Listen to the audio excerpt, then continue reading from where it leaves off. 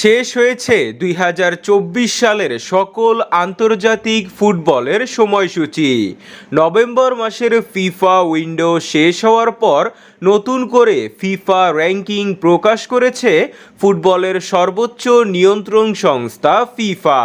তো চলুন এক নজরে দেখে নেওয়া যাক ২৮ নভেম্বর প্রকাশিত হওয়া ফিফার নতুন র্যাঙ্কিংয়ে সেরা ১০-এ কোন কোন দল রয়েছে। ১০ জার্মানি। নভেম্বর মাসের ফিফা উইন্ডোতে উয়েফা ন্যাশনাল লিগে জার্মানি দুটি ম্যাচ শেষ করেছে, যেখানে হাঙ্গেরির বিপক্ষে ড্র ও অপর ম্যাচে বসনিয়ার বিপক্ষে ৭-০ গোলে জয় পায় জার্মানি। আগে ১৭০৪ রেটিং পয়েন্ট নিয়ে ১১ নম্বরে ছিল, কিন্তু এই জয়ের পর ১৭০৩ রেটিং পয়েন্ট নিয়ে এক ধাপ উন্নতি করে জার্মানি ১০ নম্বরে রয়েছে। ৯ ইতালি। উয়েফা ন্যাশনাল লিগে ইতালি দুটি ম্যাচ খেলেছে, যেখানে ফ্রান্সের কাছে হারলেও বেলজিয়ামের সাথে তারা জয় পেয়েছে। ইতালির আগের পয়েন্ট ছিল ১৭২৯। বর্তমান এই জয়ের পর ১৭৩১ রেটিং পয়েন্ট নিয়ে তারা আগের অবস্থানেই রয়েছে। ৮ বেলজিয়াম। এবারের ফিফা র্যাঙ্কিংয়ে সবচেয়ে অবনতি হয়েছে বেলজিয়ামের, কারণ তারা ৬ নম্বরে ছিল, কিন্তু ন্যাশনাল লিগে ইতালি আর ইসরায়েলের কাছে পরপর হারের পর ১৭৬১ থেকে ১৭৪০-এ নেমে গিয়ে তারা টেবিলের ৮ নম্বরে অবস্থান করছে। ৭ নেদারল্যান্ড। উয়েফা ন্যাশনাল লিগে নেদারল্যান্ড দুটি ম্যাচ খেলেছে, যেখানে একটি ম্যাচে ড্র ও হাঙ্গেরির বিপক্ষে ৪-০ গোলে জয় পেয়েছে। তাদের আগের পয়েন্ট ছিল ১৭৪৮, কিন্তু এই জয়ের পর ১৭৪৭ রেটিং পয়েন্ট নিয়ে তারা এক ধাপ উন্নতি করেছে।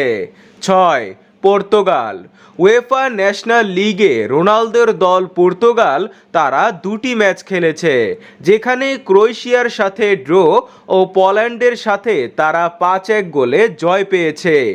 আগে ১৭৫৩ রেটিং পয়েন্ট নিয়ে ৭ নম্বরে ছিল, এমন জয়ের পর ১৭৫৬ রেটিং পয়েন্ট নিয়ে ৬ নম্বরে তারা চলে এসেছে।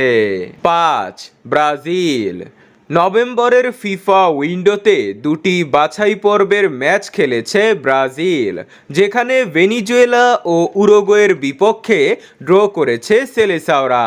তাদের আগের রেটিং পয়েন্ট ছিল ১৭৮৪, এখন কিছুটা পয়েন্ট হারিয়ে ১৭৭৫ রেটিং পয়েন্ট নিয়ে তারা ৫ নম্বরে রয়েছে। ৪ ইংল্যান্ড।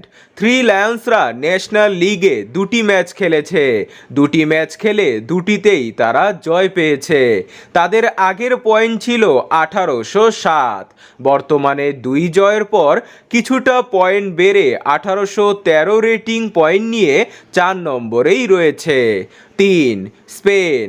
উয়েফা ন্যাশনাল লিগে তারাও দুটি ম্যাচ খেলেছে, দুটি ম্যাচ খেলে দুটিতেই তারা জয় পেয়েছে। তাদের আগের রেটিং পয়েন্ট ছিল ১৮৪৪, এমন জয়ের পর ১৮৫৩ রেটিং পয়েন্ট নিয়ে তারা ৩ নম্বরে রয়েছে। ২ ফ্রান্স। ন্যাশনাল লিগে ফ্রান্স দুটি ম্যাচ খেলেছে, যেখানে একটি ড্র ও একটিতে জয় পেয়েছে। তাদের আগের পয়েন্ট ছিল ১৮৬০, এবার এই ড্রয়ের কারণে ১৮৫৯ রেটিং পয়েন্ট নিয়ে ২ নম্বরে রয়েছে। ১ আর্জেন্টিনা।